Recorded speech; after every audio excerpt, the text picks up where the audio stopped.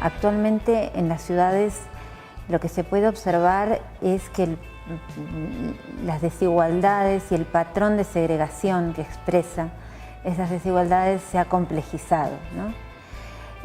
Pancho Sabatini plantea que las ciudades se organizan de acuerdo a un patrón de desigualdad a gran escala, ¿no? Pero que en las últimas décadas ese patrón de segregación a gran escala se ha combinado también con fenómenos de segregación a escala micro.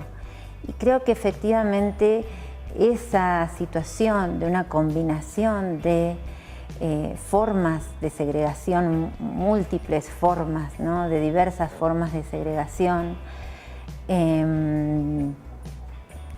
complejizan, ¿no? La experiencia de la desigualdad y las formas que asumen la desigualdad en las ciudades de América Latina. Pensando un poco más en el caso de la ciudad de Buenos Aires o del área metropolitana de Buenos Aires, también empiezan a aparecer este patrón de segregación a gran escala, se complejiza porque esas áreas que históricamente eran áreas donde se asentaban los sectores populares, desde hace unos 15 años, ¿no? Fines de la década, mediados de la década del 90, 15, 20 años, empezaron a ser disputados por sectores de clases medias y medias altas, ¿no? Entonces, esos lugares donde la metrópolis crecía por autoproducción y autoconstrucción son espacios que actualmente son disputados por el mercado privado para hacer emprendimientos para los sectores, desarrollos urbanos para los sectores medios y medios altos. Entonces, estos procesos y estas dinámicas, ¿no? Complejizan la cuestión de la segregación por un lado, el fenómeno de la segregación por un lado, y luego también la experiencia y las dinámicas de la desigualdad por el otro, ¿no? A esto se sobreimprimen las experiencias, ¿no? de la desigualdad que no tienen tanto que ver con el soporte material o con cómo se expresan esas desigualdades en términos de la estructura urbana, sino cómo se construyen las desigualdades en la experiencia urbana cotidiana, ¿no? Cómo se construyen relaciones de desigualdad en nuestras ciudades, ¿no? Y creo que esa es otra dimensión de la desigualdad que recién ahora estamos como incorporando y empezando a explorar, ¿no? No es solo cómo son nuestras ciudades o cuán desiguales son nuestras ciudades, sino cómo son nuestras relaciones en esa experiencia urbana.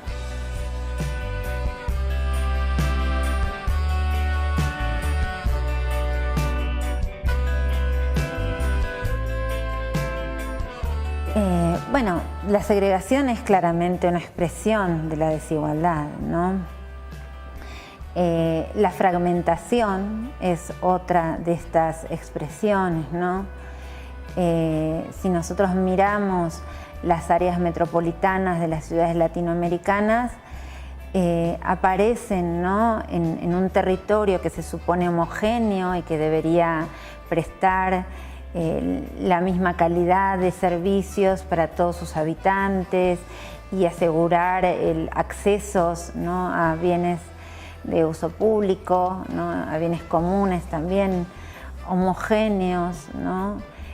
Equitativos, ¿no? a todos sus habitantes, nos encontramos que esto no sucede, ¿no? que en un municipio que está pegado a otro, ¿no? La calidad, ¿no? Hay distintos estándares de calidad y de tipos de accesos, ¿no? Entonces eso hace que nuestras ciudades sean mosaicos, ¿no? Más bien fragmentarios y sea difícil reponer como una fotografía urbana única, ¿no? Más bien que las áreas metropolitanas expresan situaciones muy heterogéneas, ¿no? En términos de accesos a servicios y coberturas, ¿no? Niveles de coberturas y de calidad de esos servicios, ¿no? Entonces creo que la fragmentación es otra manifestación clara de la desigualdad. Luego están estas expresiones como más contemporáneas de la desigualdad, que tienen que ver con el funcionamiento de los mercados de trabajo o con dinámicas más contextuales, ¿no? Como bueno, en el caso de la ciudad de Buenos Aires puede ser la presencia de los cartoneros en la calle, ¿no? que ha sido una presencia que ha cobrado como una inusitada fuerza luego de la crisis del 2001, ¿no? Obviamente los cartoneros, el cirujeo por la ciudad de Buenos Aires no es una novedad. Los cirujas existen hace mucho tiempo en la historia de la ciudad, pero su presencia se ha tornado mucho más contundente a partir de la crisis del 2001 y claramente, bueno, este es un fenómeno que expresa, ¿no? la desigualdad, ¿no?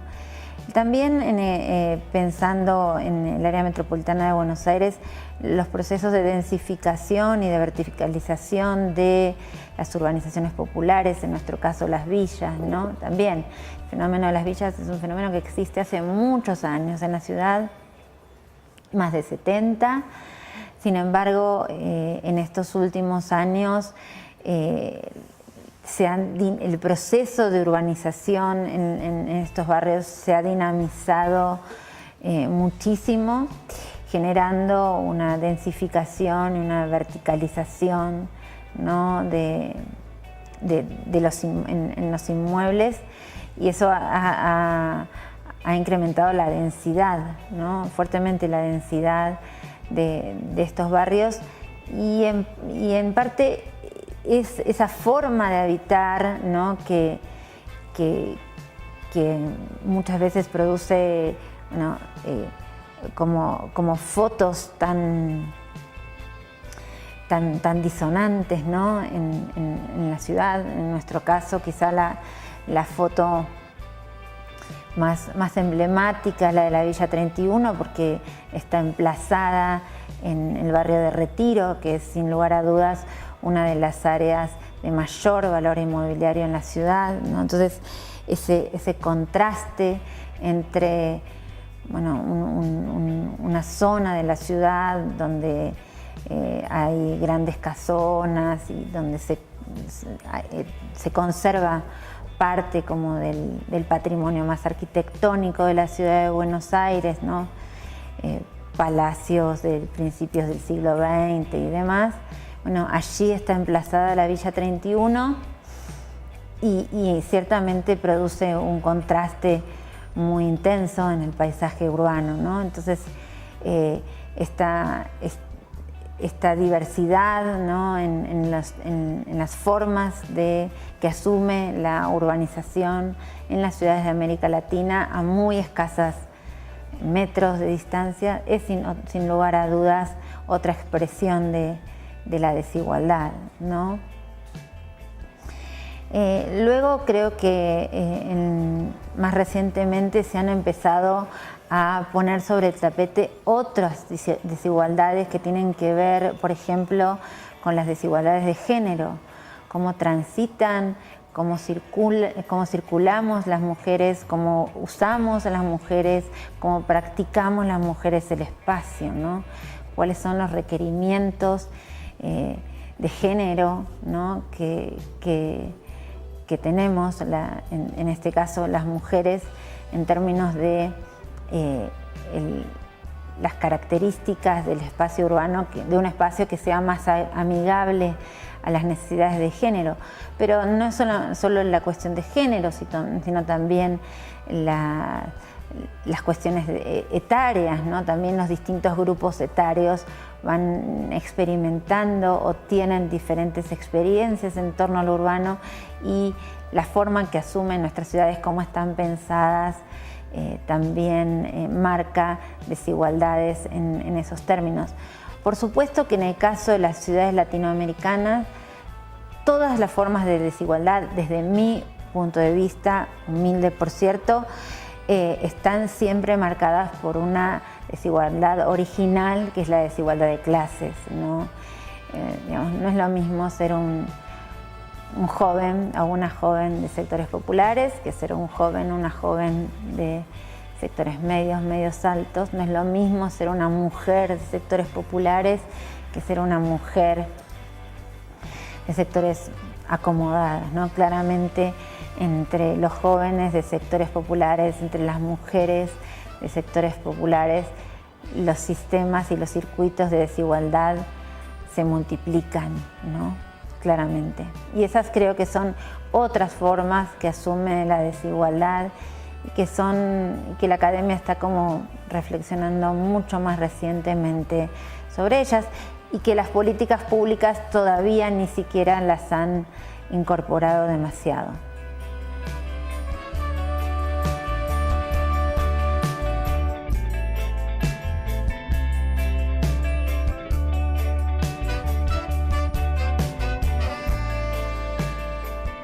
También, ¿no? Es un tema que merece atención, especial atención, porque plantea como una paradoja, ¿no? Uno diría inicialmente que la forma de atender a la desigualdad, de mitigar la desigualdad, es sin lugar a dudas trabajar e invertir en el espacio público, ¿no? Mejorar la calidad de esos espacios públicos,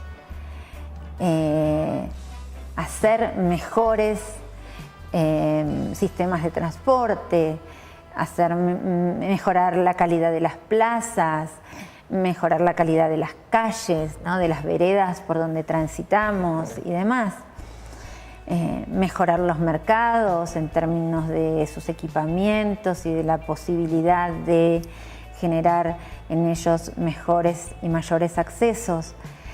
Sin embargo, me parece que justamente hoy Fernando Carrión, en una de las presentaciones que hizo, puso sobre el tapete una cuestión que para mi gusto es fundamental, y es quiénes se benefician de estas mejoras, ¿no? Quiénes se apropian de estas mejoras. Y lo que se observa es que de estas mejoras, quienes más se beneficia, quien más se apropia es el mercado.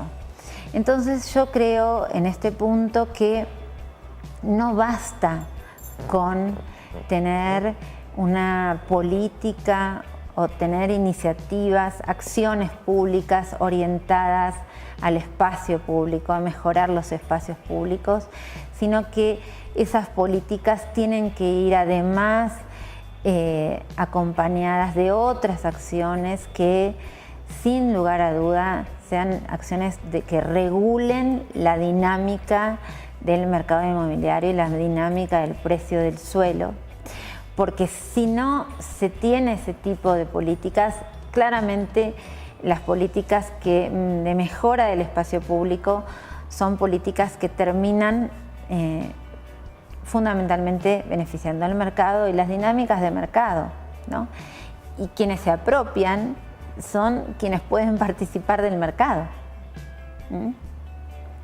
Entonces me parece que ahí el rol de los gobiernos locales es fundamental, ¿no? Es fundamental. Me parece que los gobiernos nacionales necesariamente tienen que atender a la desigualdad a través de políticas sociales, ¿sí? Que garanticen pisos de ciudadanía, ¿no? Eso me parece fundamental, pero que con eso tampoco alcanza, porque justamente hay otras dimensiones de la desigualdad que se expresan en el territorio, en el lugar donde uno vive, en la ciudad en la que uno vive. Y entonces ahí los gobiernos locales tienen mucho para hacer, ¿no?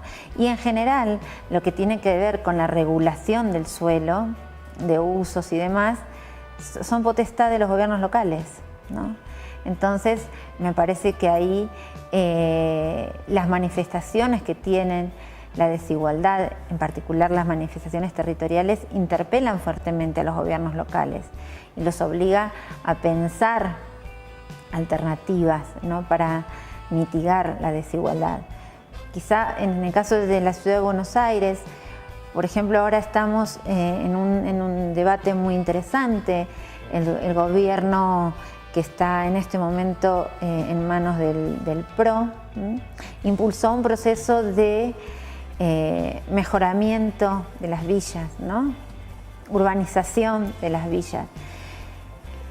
Y bueno, ¿quién podría estar en contra de un proceso de mejoramiento y de urbanización de las villas? Pero ¿qué pasa si solo se interviene sobre el mejoramiento y la urbanización de las villas, ¿no? ¿Quién va a terminar de apropiarse, de beneficiarse de esos procesos, ¿no? Si no hay otros mecanismos que de alguna manera regulen, ¿no?